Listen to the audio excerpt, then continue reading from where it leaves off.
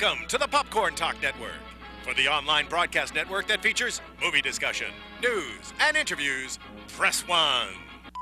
Popcorn Talk. We talk movies. From the Popcorn Talk Network and producers Maria Menounos, Kevin Undergaro, and Phil Svitek, this is iTalk Movies. Long-form interviews with leading members of the film industry. And now, your host of iTalk Movies. And I believe we're live. We're live? We're live. We're live. Live on YouTube, guys. Thank you for tuning in to the iTalk Movies here with Marissa Heart, talking about breaking through Fun stuff. the newest movie from John Legend. John Legend, John Swetnam. John Swetnam with Jay Ellis. Gotta love Jay Ellis. Gotta love Jay Ellis. We're big He's fans of Jay Ellis here, guys. Yeah, I had never worked with him before or met him before. Really? Yeah, no, he came in pretty quickly right before we started shooting. I think we had maybe one run through of the whole script with him. Well, we did it. I'm going to dive into that pretty soon. But before we start, I want to let everyone know that if you haven't already, go to youtube.com/Popcorn Talk Network, subscribe to our network, go to twitter.com and use @thepopcorntalk. Tweet us, tell us what you think of the show. Tweet Marissa at Marissa Heart with 2 T's. With 2 T's, because somebody took 1 T. That bitch. And you can tweet me at Stephen Lemieux, STPHENLEMIUX. We got a lot of fun stuff coming down the pipeline at the network, so just ask questions, shoot over comments. So I'm going to talk about the movie really quick. Awesome. For anyone who's thinking about seeing this movie, I actually do recommend it. I'm kind of a strict hard ass when it comes to movies, but I don't watch dance movies that often. I've seen Step Up. I've seen the sequel to Step Up. Right. Step Up 2, I think, is what it's called, Originality. But going on this, I actually really enjoyed it. The movie's about a girl named Casey, of course. She's the main focus with a dancing troupe, and they're trying to create a name for themselves on YouTube. They're trying to break through. With a story that's somewhere between Step Up and Almost Famous, it's a well-pieced-together step forward for John Swetnam. It utilizes storytelling and character development through visualization, I hate that word, dance and music to avoid the drawn-out dialogues that these movies sometimes fall flat on. And you don't get that feeling of why are they suddenly dancing. It gives you a good lead-in, and you understand what's going on. Throughout the movie, you're met with constant foreshadowing, which can make you think that it's going to get exceedingly dark, but the movie stays realistic in keeping its storytelling realistic and not dwelling on things that the movies tend to spend too much time on. Overall, it's a good portrayal of a new generation whose talent is misplaced in YouTube views. They like to think that the YouTube views are what are saying they're talented, or that their Twitter followers are what is really important and what fans think of them. But, well, the well-thought moral of the movie is being yourself and creating your own path without losing the originality that so easily is lost in today's entertainment industry. So, if you're in for dance movies, if you already like dance movies, definitely want to check out. But if you want a well-thought-out, well-done story with characters that are actually likable, where it's like Pitch Perfect. You go and you watch it, and you know what it's going to be, but you actually like the characters. Right. I didn't like the characters in any of the Step Up movies. I thought they were all unlikable and just like, what are they doing right now? So seeing what John's done with this movie through his other drama movies, he's growing as a director, he's growing as a writer, and it was a well-done movie. Worth the $5 rental, worth the $10 buy if you want to keep it. So go to iTunes, search Breaking Through, and pick that up. We are talking to one of the stars of the film, Marissa Heart, who plays Tara. Yeah, I play Tara. Yeah, she's pretty cool. I'm pretty similar to how she was in the film. I mean, she's happy. She is about dancing and her passion, and she just wants to hang out with her friends and fit in. Well, you're the brother of one of the main characters. His name was Drew, right? I am JJ's brother. You're JJ's brother. Okay. Yeah. I don't know why. Drew's the one who stands up for you the most at the fight. Okay. I'm JJ's little sister. Okay. But step sister. Yeah. Step up sister. Step up sister. But yeah, it was they really wanted both of us to play both Tara and JJ, but at first they weren't really sure how they were going to make that work, because obviously we look nothing alike. Yeah. So that's why they made us stepbrother and sister, which is why we had to reiterate that in one of the scenes where we first meet Jay. Do you not think you look enough like JJ? I don't think we look that much alike. Just kidding. No, so they tell you basically you're the stepsister. Right. Tara's the character that you're not necessarily the main focus of the story, but you're a plot device to move the character development along. Because right now you're in the movie. There's situations that are kind of like the get rich quick thing, where people like to bring you something that is too good to be true. In Los Angeles, that's very, very, very often. As an actress, I'm sure you've dealt with that many times. So your character is the unfortunate one that has the darkest story out of anyone in the film. You are the character who has a douchey boyfriend. So what was it like when you first got the script and realized what they were going to take your character and what they were going to do with it?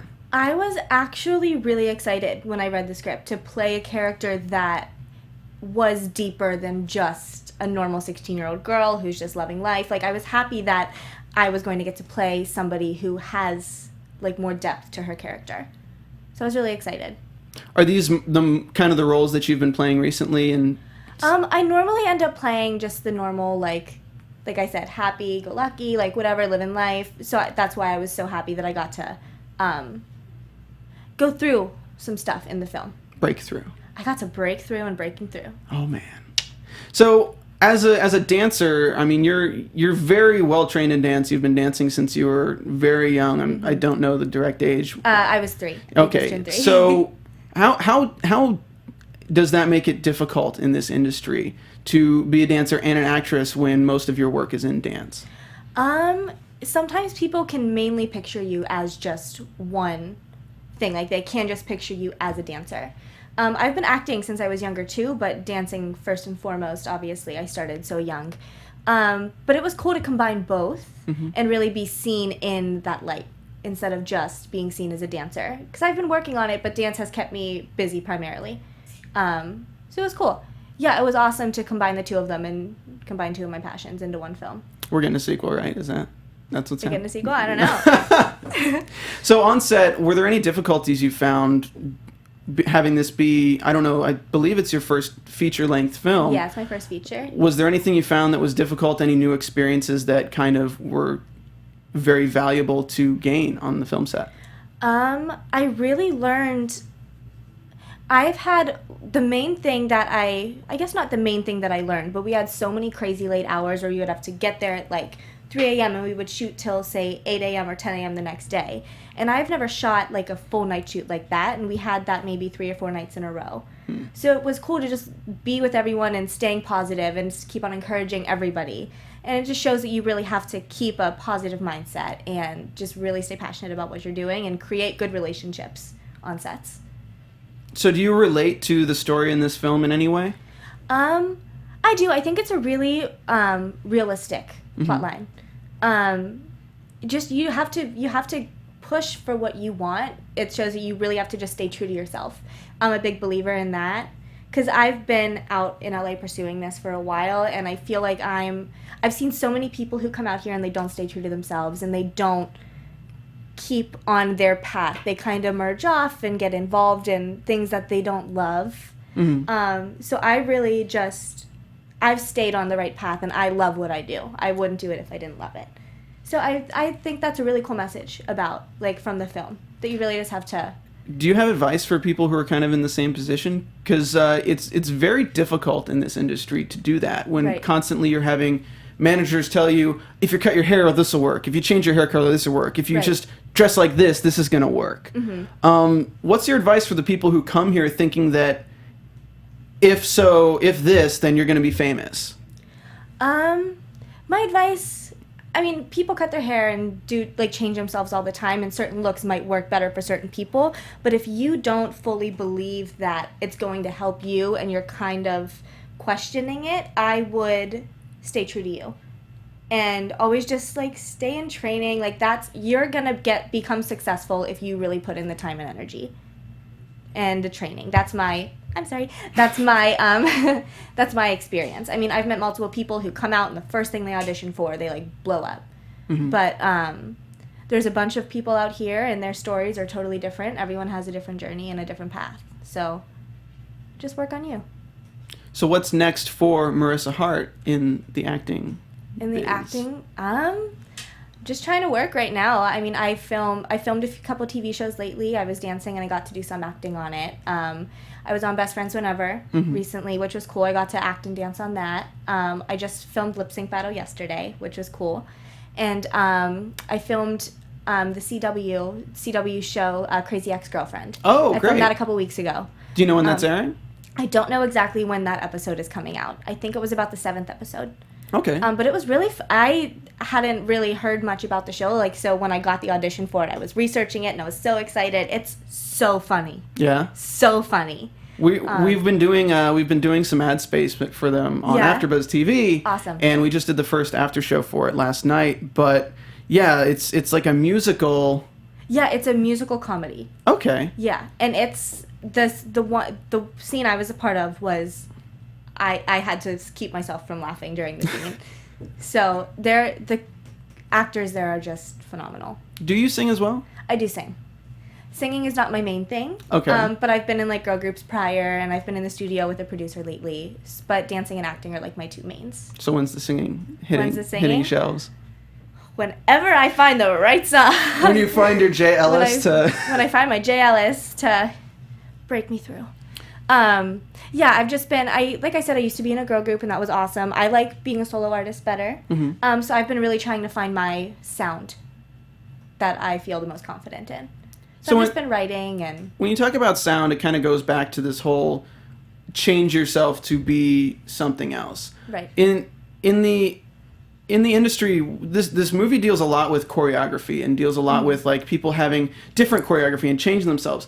I actually don't know too much about this, so can you elaborate more on, is there very specific people who you can immediately tell whose choreography it is and like who has what style? Yeah, absolutely. Once you really, mainly all of the dancers know each choreographer's style. Even just watching an episode of a show, you can tell who choreographed it, or watching a tour show, you can tell who choreographed it, aside from also knowing and auditioning for that specific show or that specific tour. But I mean, every different choreographer has a different style. There are very much so choreographers that are similar, but everybody does have their own thing. So who was the choreographer on this movie? Ian Eastwood. It was Ian Eastwood? Yes. Okay, wow. So you guys worked very closely with Millennium. Did they kind of like just give you guys the space for the movie? If anyone's in LA, they know Millennium is one of the premier. Yeah, Millennium's probably the main dance studio in LA. I mean, there's Edge down in Hollywood. There's Movement Lifestyle right down the street. There's Debbie Reynolds, but Millennium is the main studio that I feel dancers come to when they first come out to visit LA. That's like Broadway Dance Center in New York. Like they're the two main studios that are known, I think. And now Millennium has spread all over the U.S. It's in Tokyo, so it's cool. It's very well known. They're branding themselves amazingly. I'm at Millennium pretty much every day. I'll be there later on today. Oh, there you go. But so yeah, it's a second home to me. So it was cool to work there and create there with Ian and the whole cast. So do you think that, I mean, from doing the movie and kind of working in this industry, what do you think the best way to get involved in a dance troupe in LA, getting involved in acting in LA, is for these young people who may think that I'm going to go do YouTube videos and it's just going to work this way? There's going to be a manager who comes to me and talks to me and makes me the next Justin Bieber or something like that. What's your advice for those kind of people? From my experience, you really just have to go and put yourself out there, whether it's in acting classes or in dance classes. I had to go to my dance agency and to my theatrical agency to get them. Like, they didn't just come to me. So you really have to go put yourself out there, stay in training, have a reel, do so many different things to promote yourself, and the right things will eventually come to you. So this movie does tackle branding and personal branding. Yes. What point did you start realizing that was more of a thing in this industry? Probably about 2 or 3 years ago. Yeah? Yeah, branding has become huge, and just what you're putting out there, representing yourself or representing the studio that you're in. It's really about 2 or 3 years ago is when I really started to notice. How have you what have you been doing kind of to keep your brand aligned with what you want it to be, so you don't sway off of that? I've to keep myself super grounded, and it's just basically about who you surround yourself with and what kind of reputation you're putting out there about yourself. Because it's easy to put out the wrong thing easily. People can get the wrong idea so easily. So about never be anything. late. Never be late. You're always going to want to be on time. Always be prepared. My dad his question for me is always, are you prepared? Since I was like 4 years old, no matter where I went. He was like, are you prepared? Did you do this? I'm like, yes, Daddy. I have it. Like, I'm ready, I promise. So that's always been my mindset since I was younger. I always like to arrive places early. So, I don't know. You just really have to keep a good reputation about yourself. Always be professional. Always be professional. Respect the choreographers. Respect who you're working for. Because your career at that point is kind of in their hands at that moment. So, Kanye for president? Kanye for president! Oh, man. That was one of the best tours ever. Yeah, it was the Yeezus tour, right? I did his Dark Fantasy tour and his Yeezus tour. Oh, man. Yeah. That's got to be a blast. It's awesome. I mean, everyone has their own opinions about Kanye, but I have nothing bad to say. Working for him was amazing. How do you become part of that? Is it auditioning, or is it just knowing the right person? When I auditioned for his Dark Fantasy tour, I was there for 10.5 hours. Wow. We were doing typecast, where the choreographer would come up and meet you and ask you questions and see what you're about, and then he would cut you from there. Then he would teach you choreography, and once he cut those people, then there was a whole round of us where we went one by one, and we were freestyling in a circle. And then at the end of the day, we had to be back in maybe 8 hours for a full 12-hour rehearsal day. Wow. And then we had 3 days like that, and we left. The Yeezus tour process was different. The choreographers had reached out to the Kanye West dancers that they had worked with before. But then they also had a private audition that Kanye West was actually at. Oh, wow. Not Not intimidating at all. I mean, I've had, it's still intimidating, always, because he's such a... I was being sarcastic. No, it sounds very Not intimidating. intimidating at all. Oh, no, I know. Not intimidating at all. Just, whatever. No, but it was cool. He was doing the whole, typecast, and he was cutting us personally. Oh, wow. And we had a 2-week rehearsal process before we left for tour. And that was 2 of the craziest weeks of my life. But how do you deal with the pressure of being on stage in front of all of these people? When I know theater actors, they like to play to the audience, and then film actors are sometimes like, I can only have one person in the room while I'm acting. Right. But dancers, you're not necessarily in the spotlight, but we can see from the Super Bowl, Left Shark got freaking Left Shark messing up his moves, trends worldwide. Like, when you have that much eyes on you, like, how do you stay focused and just stay in the routine? We had rehearsed for so long that what we were doing was really in our body, so we felt confident with it. And each time before we went on stage, we had a prayer circle. We were all sisters, basically, on that tour, because I had toured with some of the girls prior. Mm-hmm. So we were all just family. We were all super close. We were all protective over one another. We were all there for each other. We were a team. So that was supportive on stage. So going from doing that on stage to a movie breaking through, when you're filming these dance scenes, I'm assuming over and over again to make sure that you have all the angles to make sure we actually didn't film the dance scenes that many times. Really? We shot them maybe 4 times max. Oh, wow. Yeah. So every YouTube video, everything that you guys did within the movie was just... The dance film, like the dance portions of it, yes. Oh, wow. I remember there's a tunnel scene in it. Mm-hmm. That was a night shoot down in downtown LA, and we blocked off one of the tunnels down there. And we got this special camera, and it was on a train, and it was going back and forth, so it was taking us forever to figure that out. Okay. So we shot that routine 3 times, I think, and then we had to be out of there. Oh, wow, because you can only shut it down for so long. Yeah, and it took so long to set up the camera and do the blocking and everything, so that took a while. I thought it was actually kind of one of the more interesting things in the movie was that everything wasn't perfect. And I don't mean that to be insulting to anyone performing in the movie. I just mean it makes sense because these are not professional dancers. They are dancers who are doing it as a passion. They want to do it professionally. Right. But it's their own choreography. They're working with what they have. So as the movie progresses, the choreography gets better, the dancing gets better, and it gets more creative. The final scene, which I won't give it away, but it really did feel like a YouTube video. I remember OK Go's first music video with the treadmills. Yes. The way creativity and cleverness tracks on the internet is what we've moved forward in new media. Right. Is you need to be new. You have to be clever. You have to be something nobody's done before. Right. So having that be the climax of the film was actually a really good... It was a good takeaway at the end to be like, okay, cool. So they understand that this is how it works. She understands that this is what you need to have people share your video and have Right. to trend worldwide or whatever you want to call it. Yeah. I feel so new age douchey talking about No, like, you're oh, the fine. Twitter followers. Twitter followers, no, but that's one of the things I loved about it. It was very realistic. Mm-hmm. It did have a good message, and it showed that, what you basically just said about putting out new stuff, being different. Like, it shows that you really have to, like, work hard. Mm-hmm. Yeah. Have you found that Twitter followers really do matter in this industry and video views? I have. But, I mean, social media is such a huge thing nowadays for everything, I had an audition a while ago, and when you got to the callback, you had to write down how many Instagram followers you had. Was this for acting or dancing? Dancing. Really? Yeah, it was my first time that has ever happened to me. So even for dancing, where you're not even the main focus, maybe if you're with a performer, I guess in that case, you have to be able to promote the video apparently now, huh?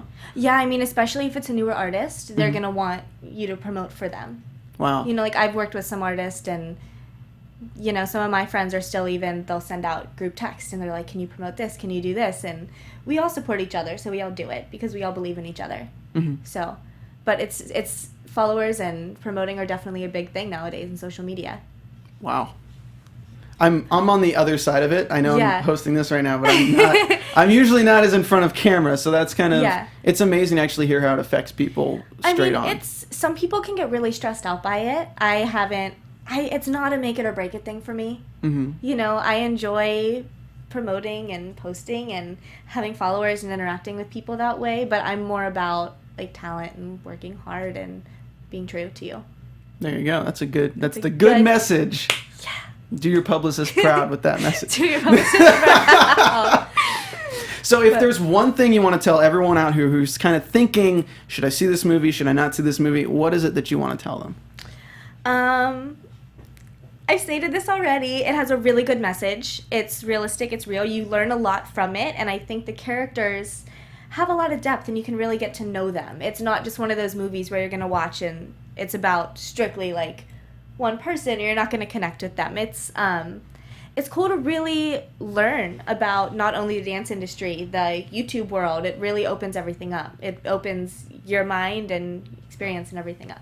I will tell you the one scene that comes to mind is when JJ is dancing with Casey at the party, and then it that's gets one of my really favorite scenes. intimate, and you're just like, they're really doing a great job of telling what he's feeling through his body language and what she's not even really realizing. She's doing it because it's her career. She's doing it because it's fun. He's just so into it. Right. And I was just like, that's gotta suck, man. You're in love know. with this girl. She doesn't love you, and you're like, you have to be so close, and you gotta like be so Yeah. passionate without that emotional connection for him. Right. Like even me, I was just like, it's tough. Yeah, But- I know we were all watching it, and we just laugh after that scene because we're just like, you're so mean to Yeah. Sophie, the girl who plays Casey. We're like, You "You're so mean." tease. She goes, I'm sorry, I didn't write it. But yeah, that was one of my favorite scenes in the film. Also, most realistic punch I've probably seen in a movie ever. that was done so quickly. Ridiculously they learned it well that done. night how to like fight that way. I mean, the sound effect they added in, I'm guessing in post, but the way the edit is just spot on. Oh, it's spot on. Yeah. They did amazing with that.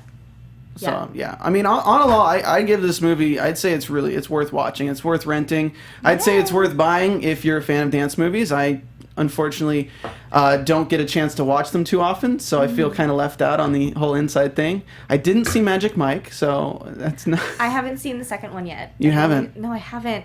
I love the first one, though. I Really? don't think anyone can really be mad at that movie, though. So It's like, it's like from a guy's perspective, I'm like, but I like Channing Tatum because he's a cool dude, so like I feel like it could be funny. But no, if you're on the fence about it, just go ahead, get it on iTunes, buy it, watch it, tell your friends, tell your family. It's a fun thing to watch with a girlfriend. She'll be happy that you decided to watch like a very romantic in a way movie, but it does have aspects of The Wonders and Almost Famous and kind of the dark side of the history in it. So it doesn't stay all sunshine and rainbows, and it's not your common like, we gotta beat this troop. yeah, It's not that. There is a douchey guy that you're really happy that, you know, whatever, he gets his comeuppance, I guess, in a way. yeah. But I'll ask you off camera. Okay. The one comment, after you watch the movie, you'll be like, why is she going back with him? And Am I answering this now? you don't have to answer it now, but Why was Tara going back with him? She loves him, and she's 16. Puppy love. Oh, not Tara. No, I was talking about why did the group sign back with Good. with Casey? Quinn? Oh, Yes. with Quinn? I was like, ugh. You didn't sign back with Quinn.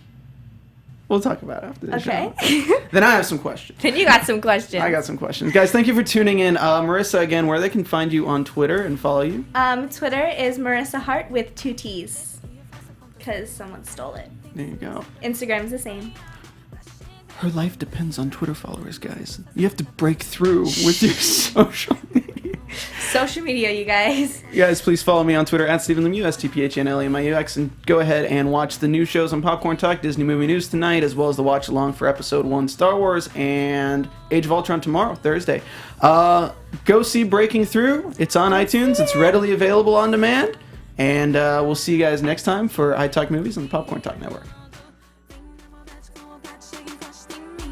Producers Maria Menounos, Kevin Undergaro, Phil Svitek, and the entire Popcorn Talk Network, we would like to thank you for tuning in. For questions or comments, be sure to visit popcorntalk.com. I'm Sir Richard Wentworth, and this has been a presentation of the Popcorn Talk Network. The views expressed herein are those of the hosts only and do not necessarily reflect the views of the Popcorn Talk Network or its owners or principals.